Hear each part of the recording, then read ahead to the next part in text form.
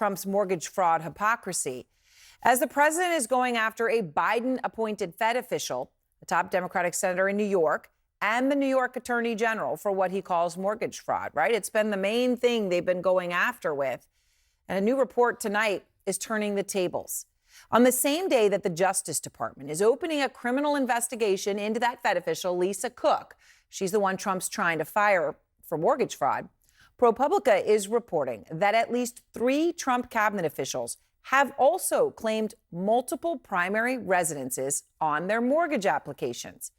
Here they are: Labor Secretary Lori Chavez DeRemer, Transportation Secretary Sean Duffy, and EPA Chief Lee Zeldin, all claiming multiple primary residences on their mortgage applications, according to ProPublica. Now, all 3 deny wrongdoing, and this is important. None of them, by the way, have been investigated. None, despite the Trump administration on this issue setting this bar. If somebody is claiming 2 primary residences, that is not appropriate, and we will refer it for criminal investigation. Well, you heard it there from him. 2 primary residences is criminal referral. Well, that's what's the case in these situations. Not only, and Trump has done this, right, in the case of Lisa Cook, also in the cases of Senator Adam Schiff and the New York Attorney General Letitia James, right? That's been the standard. 2 primary residences claimed, investigation.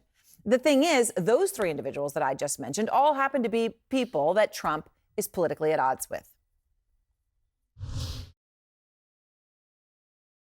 Adam Schiff, they have him 100% on mortgage fraud. Letitia James, who's the Attorney General of New York State, it seemed, I'm not involved in that at all, but it's major fraud, mortgage documents, and fraudulent everything.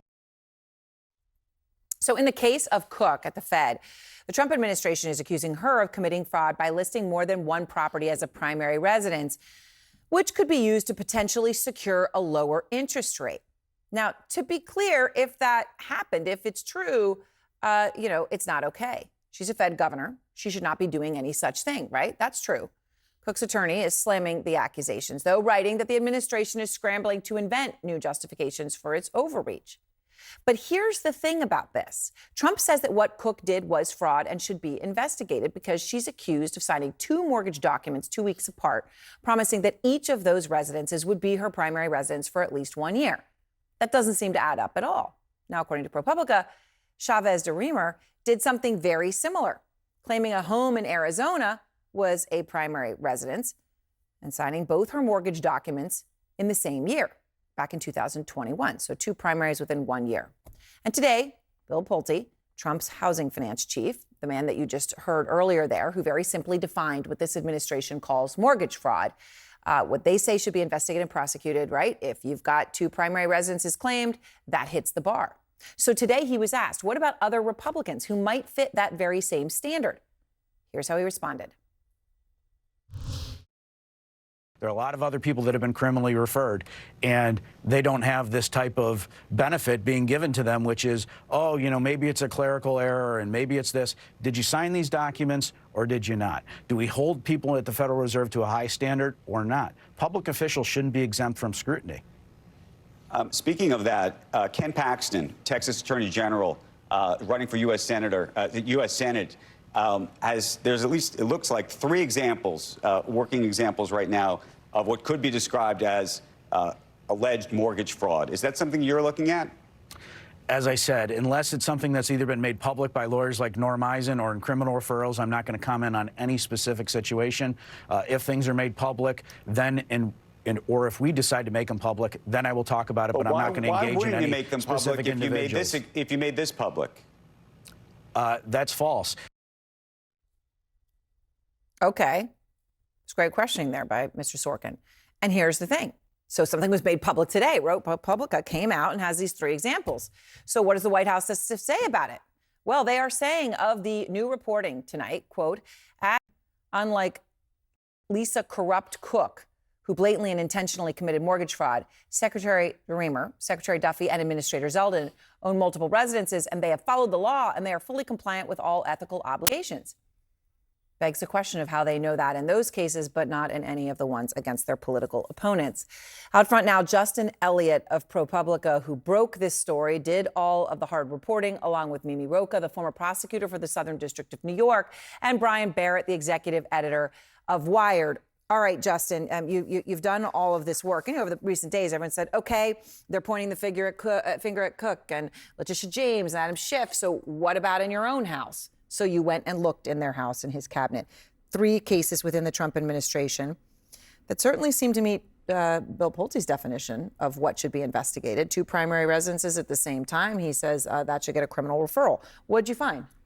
Yeah, I mean, so a couple things. First of all, I've been spending a lot of time on the phone with real estate lawyers, and they told me, first of all, that what the Trump administration is saying is evidence of mortgage fraud has been mischaracterized, and that sometimes there might be legitimate reasons why you might have 2 of these mortgages, and you really have to look at the facts of each case, figure out intent. But, you know, as you said, by the standard they have put out there, all 3 of these cabinet officials, I think the strongest example is the labor secretary, have 2 of these primary residence mortgages that tend to get lower interest rates.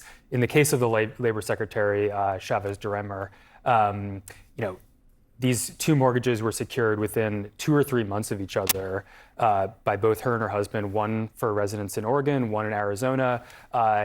As far as we've been able to tell, they didn't actually move to the home in Arizona, even though their signatures are on a mortgage document that says they have to move there. And they were known from your reporting to use it for vacations as well. Yeah, they'd been spending time in Arizona vacationing, so it seems like it may be a vacation home.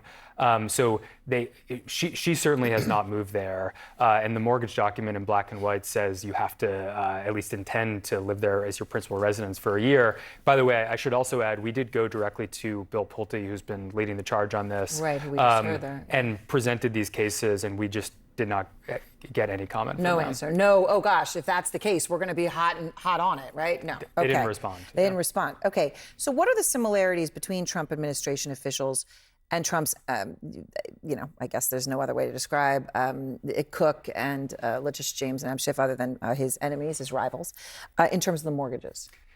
So each of these cases have, again, like their own set of specific facts, and also each of these cases, including with Cook and Schiff, we just don't have all the information around what their intent was, the exact circumstances. But with Schiff, Senator Schiff, for example, one of the allegations against him by the administration has been exactly what we saw with the labor secretary and also the transportation secretary, Sean Duffy, which is that he got 2 of these primary residence mortgages for 2 properties in a relatively short time span in the same year. Yeah. That's exactly what we saw with the labor secretary, Sean Duffy, the transportation secretary, and his wife, who's a Fox News host here in New York. They got a primary residence mortgage for their place in New Jersey. They just bought a new place in Washington, D.C., also primary residence.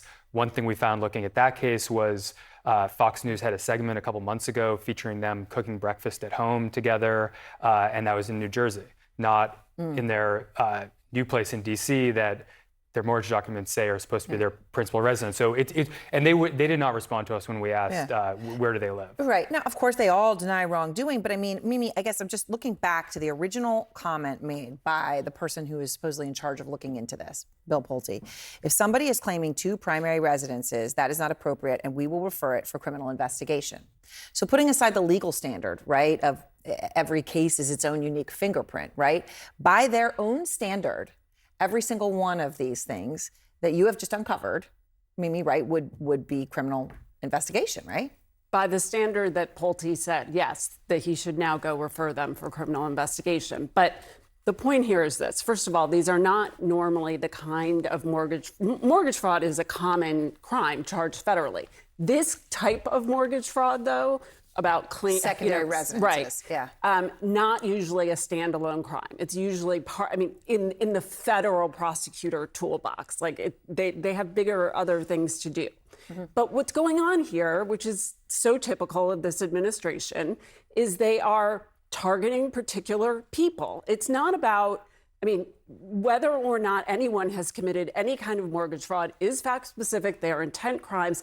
I don't know the answer to that sitting here. What I do know is it is very obvious the people who they have singled out for this very specific type of crime that they are Yes. putting this magnifying glass to are people who will have legitimate claims of vindictive prosecution, which is rare and hard to make.